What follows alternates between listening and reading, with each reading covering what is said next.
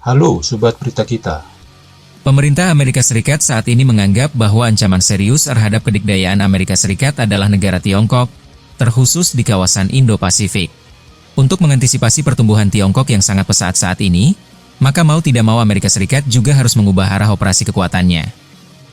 Dalam hal pertahanan, saat ini Amerika Serikat mengusung konsep Agile Combat Employment atau AC, di mana kekuatan tempur udara Amerika Serikat akan ditempatkan secara menyebar di berbagai tempat. Artinya bahwa Amerika Serikat akan menyebar kekuatan udaranya menjadi bagian-bagian kecil di beberapa wilayah kepulauan sekitar kawasan Indo-Pasifik yang tidak jauh dari wilayah Tiongkok. Tujuan penyebaran ini juga bagian dari taktik tempur Amerika Serikat, di mana jika suatu saat terjadi hal yang paling buruk, maka kekuatan Amerika Serikat akan menjadi susah untuk menjadi target utama serangan yang datang dari Tiongkok. Untuk dapat mengimplementasikan konsep ini dibutuhkan pijakan-pijakan berupa tempat dan landasan udara. Tidak perlu besar, melainkan pulau-pulau kecil, seperti yang banyak tersebar di seluruh Pasifik.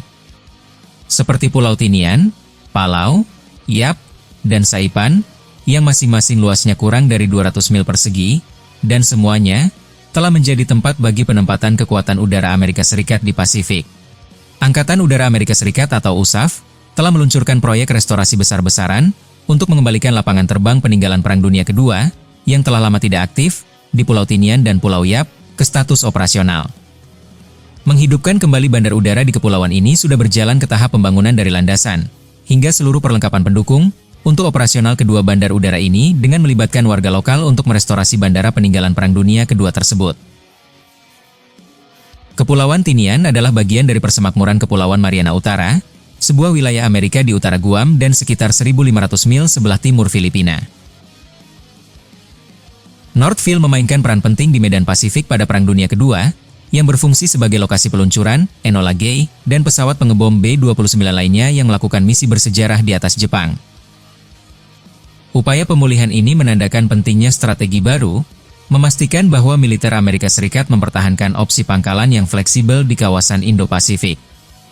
Nah, yang kedua yaitu Pulau Yap, adalah sebuah pulau yang terletak antara Guam dan Palau, berjarak sekitar 1.000 mil tenggara Tiongkok.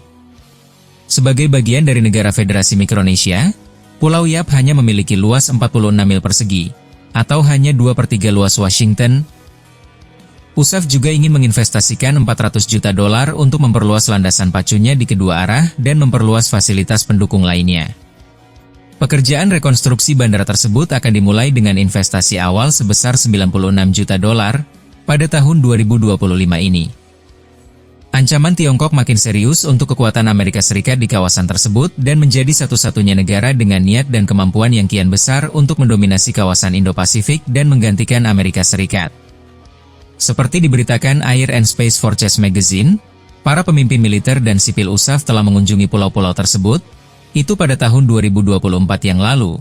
Hal ini untuk melakukan survei pekerjaan di lapangan terbang.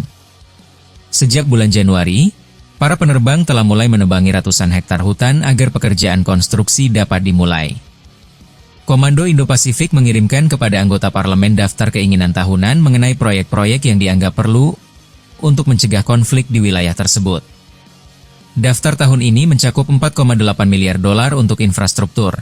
Meskipun sekitar 1/5 dari proyek konstruksi ini muncul dalam permintaan anggaran Pentagon untuk tahun fiskal 2025. Perpanjangan landasan pacu diperlukan untuk memungkinkan peningkatan kapasitas landasan dengan memungkinkan pesawat yang lebih besar untuk mendarat dan lepas landas dengan cepat dan aman. Peningkatan kapasitas ini mendukung ketentuan infrastruktur komando dan kontrol bagi pasukan multilayanan dalam pembentukan kemampuan operasional secara cepat di berbagai lokasi. Rencananya konstruksi akan dimulai pada Agustus 2025 ini. Proyek tambahan juga direncanakan di lokasi ini, yaitu penambahan kapasitas parkir pesawat dan meningkatkan akses ke landasan pacu. Konsep AC pertama kali dicetuskan di Indo-Pasifik tahun 2020, saat Jenderal Kenneth S. Wilsbach memimpin Angkatan Udara Pasifik atau PACAF. Sebagai implementasi dari konsep tersebut, PACAF telah berupaya memperluas dan memodernisasi landasan udara dan landasan pacu di seluruh wilayah Pasifik.